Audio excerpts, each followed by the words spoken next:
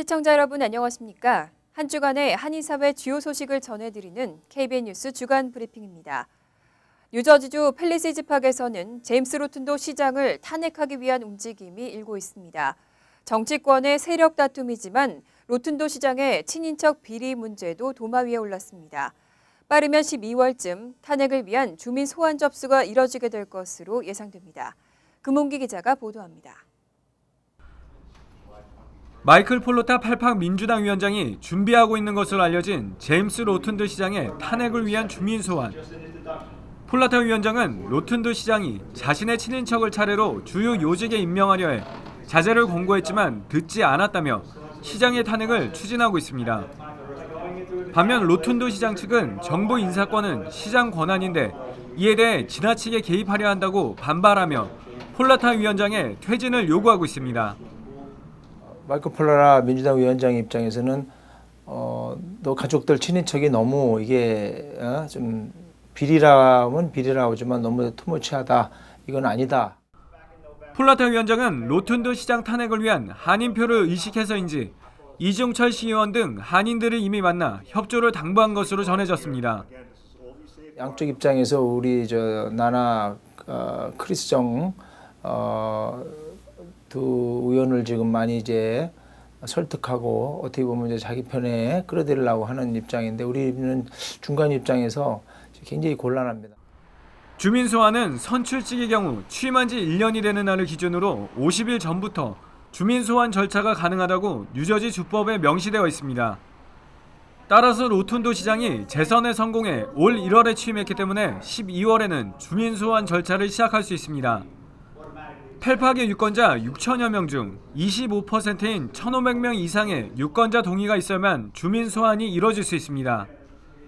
펠팍은 전체 주민 중 50%가 넘는 한인들이 살고 있어 주민 소환 성사 여부에 대한 최대 변수가 되는 만큼 한인들이 누구 손을 들어줄지에 대한 관심이 집중되고 있습니다. KBN 뉴스 금홍기입니다. 공중파의 본방송 이후 다른 방송에서 다시 방송되기까지 걸리는 기간을 홀드백이라고 하는데요. KBN이 미주 지역 방송사 중 가장 먼저 홀드백 기간을 거의 없앴습니다. 한국에서 방송이 나간 후 이제는 당일 재편성이나 라이브 방송으로 시청이 가능해졌습니다. 금홍기 기자입니다. 이제 뉴욕 지역에서도 한국에서 방송된 프로그램을 당일 또는 하루 이틀 후면 시청이 가능해졌습니다.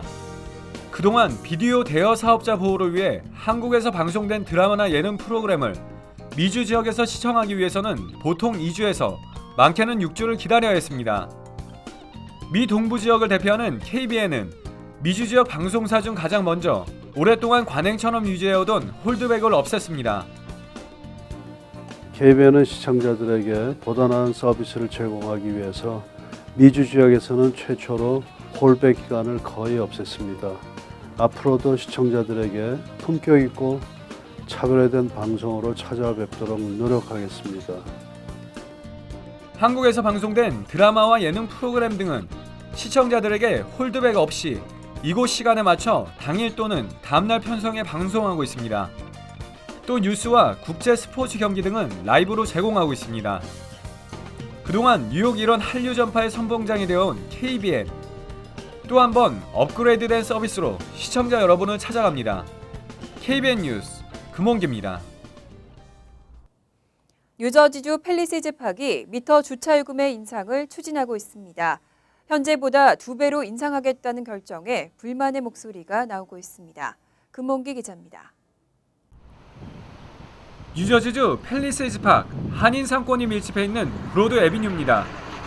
펠팍 타운위에는 올 여름까지 현재의 구형 미터기를 디지털 방식의 신형 미터기로 모두 교체하고 요금을 대폭 올리기로 결정했습니다.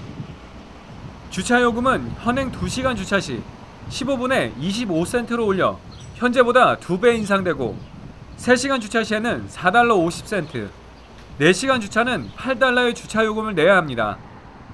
또 미터기 요금 적용 시간은 현재 오전 10시부터 시작되던 것을 오전 9시로 1시간 앞당길 계획입니다.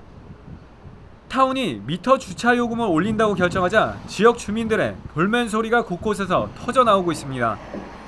지역 주민들은 타운이 주차난 해소를 위해 공영 주차장 확보 등 근본적인 원인을 해결하지 않은 채 주차요금 인상으로 주차 회전율을 높인다는 결정은 세수만 더 확충하려는 꼼수라는 지적입니다.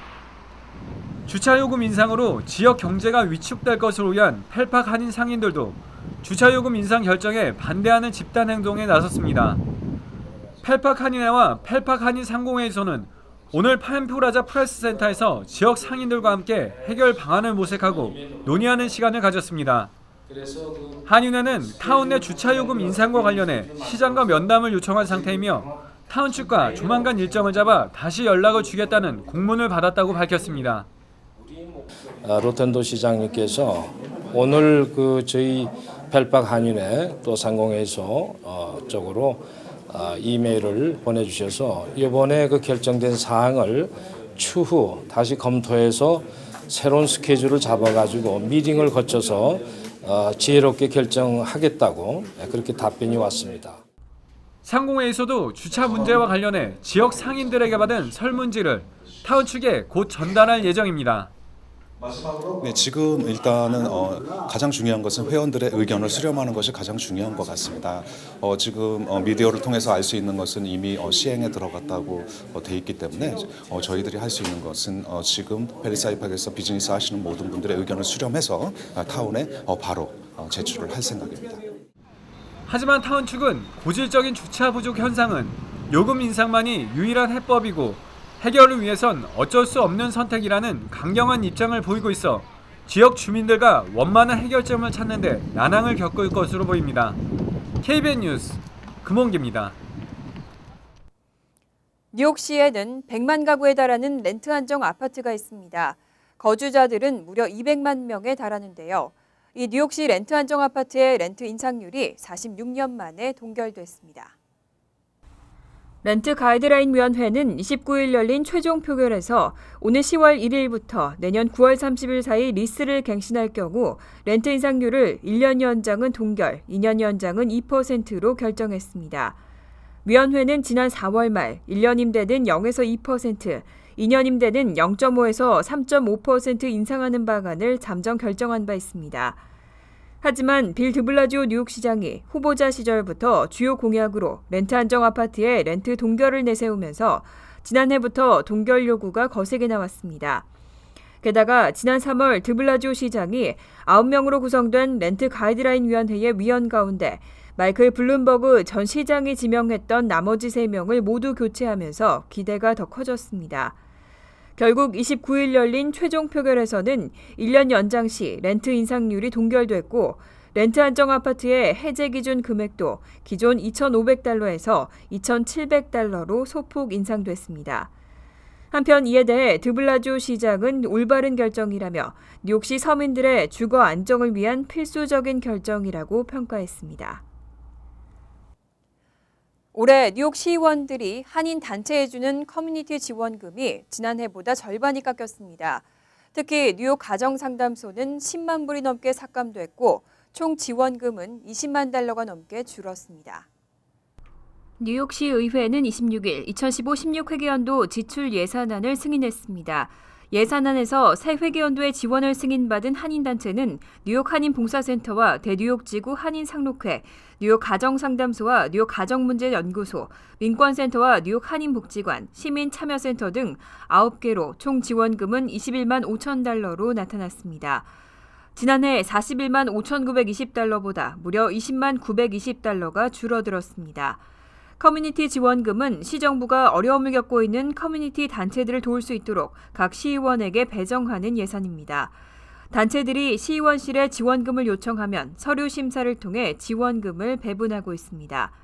예산안을 보면 가장 많은 지원금이 삭감된 단체는 뉴욕 가정상담소로 2014-15 회계연도 $12만 8,399에서 $2만 4,500로 10만 3,899가 삭감됐습니다. 민권센터도 $7만 9,500에서 $14,500로 $6만 5,000, 뉴욕 한인봉사센터의 경우에도 $14만 5,521에서 $12만 줄었습니다. 지난해 $2만 지원받았던 퀸즈 한인회는 예산 배정을 받지 못했습니다. 연방 대법원이 동성 결혼은 합헌이라는 역사적인 결정을 내렸습니다. 대법원은 법도 사회의 발전을 따라가야 한다고 강조했습니다. 연방 대법원이 26일 동성 결혼은 합헌이라고 판결했습니다. 대법원은 결정문에서 수정헌법 14조는 각 주가 동성 결혼을 허용할 것과 동성 간의 결혼이 자신들이 사는 주가 아닌 다른 주에서라도 적법하게 이뤄졌다면 허용할 것을 요구하고 있다고 밝혔습니다. 수정헌법 14조는 동성 결혼 지지자들에게 동성과 이성 결혼이 동일한 대우를 받아야 한다는 근거로 여겨져 왔습니다. 대법원은 이날 결정의 논리를 수정헌법 14조를 들어 설명하며 결혼은 예로부터 중요한 사회적 제도였지만 법과 사회의 발전과 분리될 수 없다고 설명했습니다. 때문에 대법원은 동성 결혼에 대한 반감이 많이 사라진 사회 삶을 반영해야 한다고 강조했습니다. 이와 같은 판결에 대해 동성 결혼 지지자들은 이날 오전 대법원 건물 앞에 모이고 동성애를 의미하는 무지개 깃발 등을 흔들며 역사적 결정을 환영했습니다. 지난 11년 동안 한국 국회 회기가 바뀔 때마다 재외동포 보호 관련 법안이 본물처럼 쏟아졌습니다. 하지만 통과된 법안은 단 한 개도 없었는데요. 위급한 상황을 당한 재외국민에 대한 재외공간의 보호 의무를 규정한 법안이 다시 추진되고 있습니다. 지난 29일 새누리당 양창영 의원을 포함한 11명의 여야 국회의원들은 재외국민을 체계적으로 보호하는 시스템 및 제도의 법적 근거를 마련하기 위해서 재외국민의 보호에 관한 법률안을 상정했습니다. 양 의원 측은 연간 해외 여행객이 1,000만 명을 넘어서고 재외동포가 750만 명에 달하지만 재외국민 보호 의무를 규정하는 근거법은 전무한 실정이라고 지적했습니다. 이번에 발의된 법안은 국외 긴급 상황에 필요한 조치를 위해 재외국민보호대책본부를 설치하고 국외 긴급 상황 때 신속 대응팀과 국제 구조대를 파견하는 등의 내용을 담고 있습니다.